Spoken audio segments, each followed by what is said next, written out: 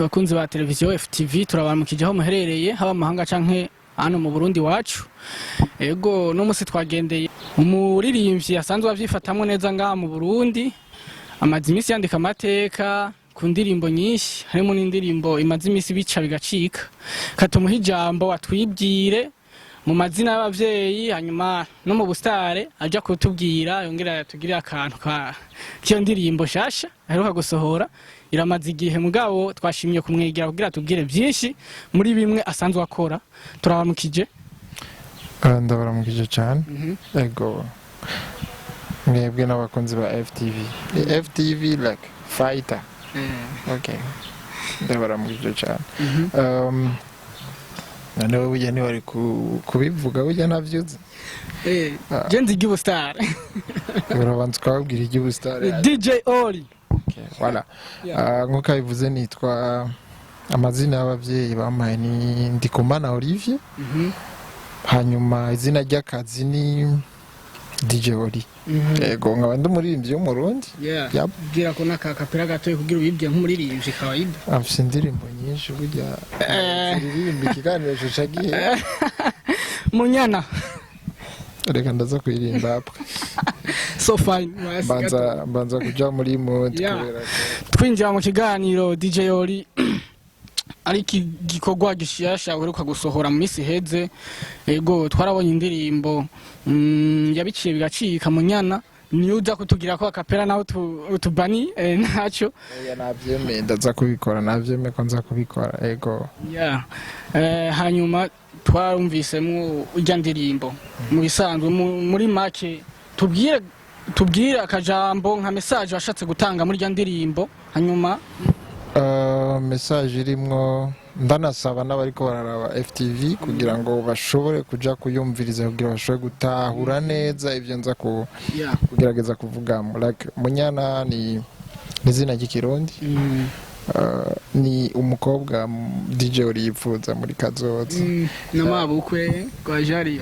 Bijya byose nabivuze mu like mugabo ni sikuvuga ko ari histoire yiwanje El Mariko. Yes, true story.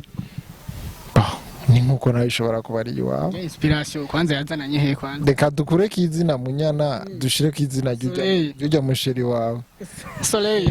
Yitwa Soleil. Ujya munsi mbega tutaraja kure wari ufise anniversaire ko tutabonye akantu byagenze anniversaire. Soleil ariho canke inspiration byaje gute basi? Jewe ugeragaje kumviriza indirimbo zanje nandika nk'umurapper like ndarondera vina ajya amahim like amajambo agenda sahereza.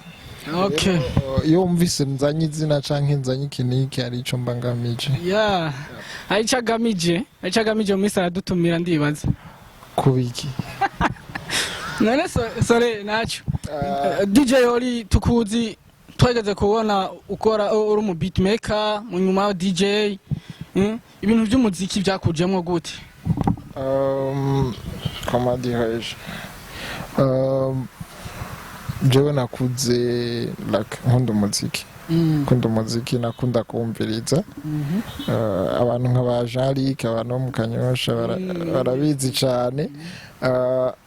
Like narakunda kumviriza muziki cyane kuko je natanguye ndi mu DJ kwinjira muri iyi carrière ya muziki. Ariko narumva ko nkunda music même si kuri église naragira repetition muri chorale ariko sinashobora kuja imbere ngo ndirimbe. Ndabinkura umuntu numva nkunda umuziki muri jewe.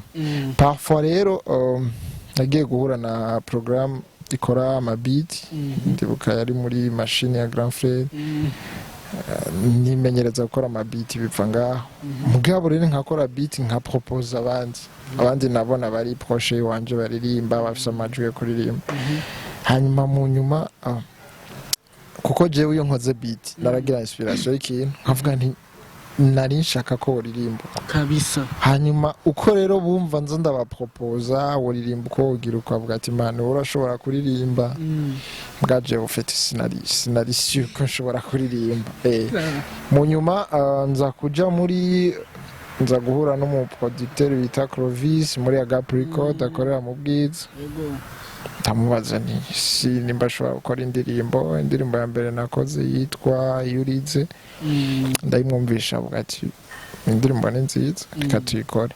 So bica biva ngaho turabona indirimbo zawe ziraryoshe n'ivyo abantu barifuza kukubona ama video kubera iki mutubanira abantu barifuza kumbona. Ni jewe ni DJ Olinga. Like ni question y'uburyo mu Kirundi bavuga ngo kuboko kumwe kuriyaga ni kwimara ubugi. Ugerageje kora ivyo nkora vyose ni jewe.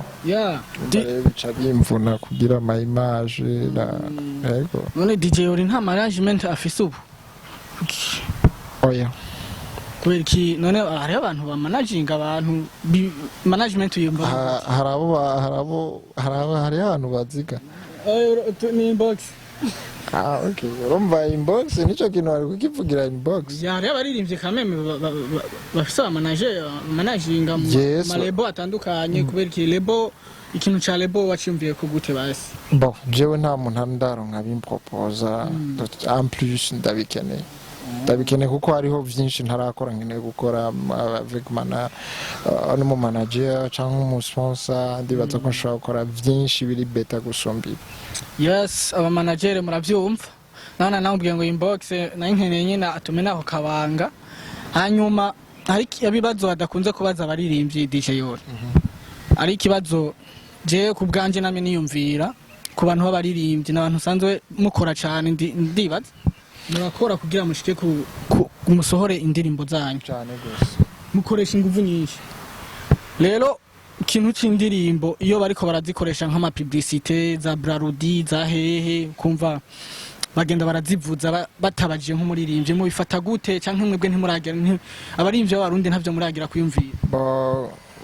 Sinzi kuri bamwe sinzi ariko ngerageje kuraba ukuntu bivuna. Hanyuma umuntu akaca akoresha indirimbo ziwawe kugira aganye amaprofi yiwe birababaje cyane. Cezi wanje ntazi ndumva barakoresha sinzi ngani ntizizwi peut-être.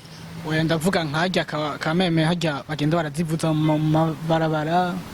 Ziravuga ku radio peut-être ku radio tuzitanga kwa Afri. Ku maradiyo ni sawa, ku maradiyo no hanze hose hari amadroit d'auteur ni bon. Mugabo nka dufate nka gishira hamwe ka entreprise kanaka ho kigira ma publicité yacu ngaca gishira kigenda kiravuza indirimbo z'umuririmbyi. Ivyo bintu batakubajije canke baba babajije ni nyene muca mwirya kara hanze. Kame murabizi nawe ngaha mu Burundi ntavyo babajije ugerageje no kurana ku ma studio bazigurisha mu gatwe on sait. So ndibaza ni organisation mu zindi nzira mugabo si nka Jeva masino vuga ngo muziki ngurantungishije mugabo ndiko ndabikora je ndabisi maruri ikintu a court terme simvuga ngo ejo oya peut-être que bishobora kuba mu myaka 10 canke 25 kuko je ndabise gituma ndiko ndabikora ibi. Nimba ntariko ndaronka rovino no munsi ndayiteze mu myaka iza nimba ari 5 nimba ari 2 kandi ndazi ko bizoshoboka.